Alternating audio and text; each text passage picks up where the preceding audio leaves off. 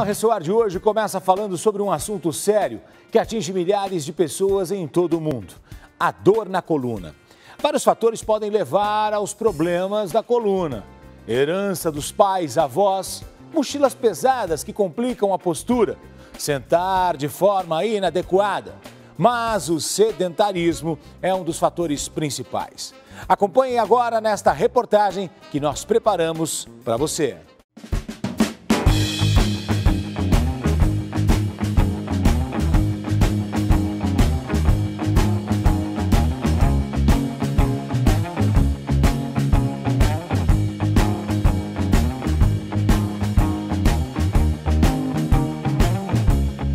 Os principais motivos da dor na coluna principalmente o sedentarismo. Hoje as pessoas deixaram de fazer atividade física, ficam muito tempo sentadas no trabalho. É comum a gente ver pacientes que ficam 60%, 70% do dia sentados em suas cadeiras.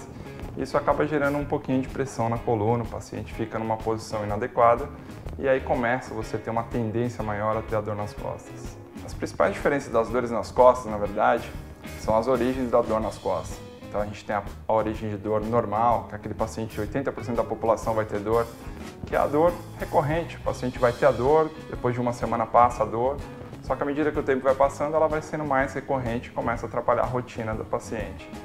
As outras dores podem ser traumáticas, causadas por patologias graves, como tumores, fraturas. Essas precisam de um acompanhamento bem personalizado. A gente tem dor nas costas lombar, que é na região inferior. Ali temos a região cervical, aqui na região do pescoço, é uma dor que vem aumentando muito. Hoje em dia a pessoa usa muito celular, muito tablet, notebook, então ela fica muito em flexão. Então isso acabou aumentando demais a incidência de dor na cervical.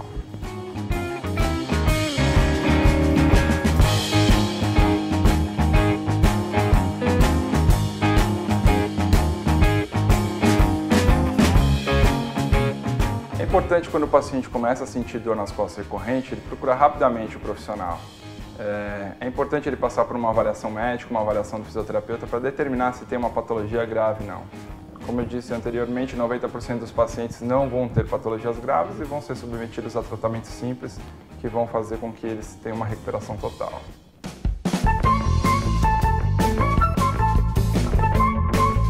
O tratamento inicial sempre para dor nas costas é a fisioterapia. Ela vai conseguir tratar 90%, 95% dos casos. Apenas 5% dos casos de dor nas costas vão ter que ter um acompanhamento maior, investigação, vão estar relacionados à patologia grave e provavelmente vão para a cirurgia. Hoje a gente consegue, através de uma avaliação clínica bem detalhada, o fisioterapeuta consegue determinar qual tipo de técnica é mais indicada para esse caso. Então não existe receita de bolo no tratamento de dor lombar. Cada paciente que chega no consultório ele vai ser avaliado e vai ser tratado de uma forma. Existem várias técnicas, vários procedimentos, vários aparelhos que podem ser usados na reabilitação do paciente. Hoje existem muitos recursos para combater a dor lombar. É um tratamento multifatorial, multidisciplinar, então não é só o médico, não é só o fisioterapeuta que pode tratar. O educador físico ele tem um papel importante na prevenção da dor lombar, como fazer com que essa dor lombar não fique recorrente, como fazer que essa dor lombar não atrapalhe a rotina dele. Mas é importante primeiro eliminar a dor, depois ele ser encaminhado para um profissional. Quanto mais atividade física, quanto mais ativo o indivíduo for, melhor vai ser o prognóstico dele, melhor vai ser o segmento da lesão e provavelmente ele vai diminuir bastante o número de recidiva. Acompanhamento nutricional para controle de peso, acompanhamento com algum professor, alguma atividade física, isso sempre vai favorecer o não aparecimento da dor lombar e dor cervical. É importante ressaltar que tanto a dor lombar como a dor cervical, ela pode irradiar, ela não é só local. Geralmente, nos casos mais simples, a dor é local, fica localizada no pescoço ou na região lombar. Em alguns casos, a dor acaba irradiando para os membros inferiores e membros superiores. Isso está muito relacionado à gravidade da lesão. A gente sabe que quando o processo de dor vai aumentando e a dor vai sendo mais espalhada, mais irradiada para a perna, para o braço, significa que a coisa está ficando um pouquinho mais complicada. É nessa hora fundamental que o paciente tem que procurar um profissional.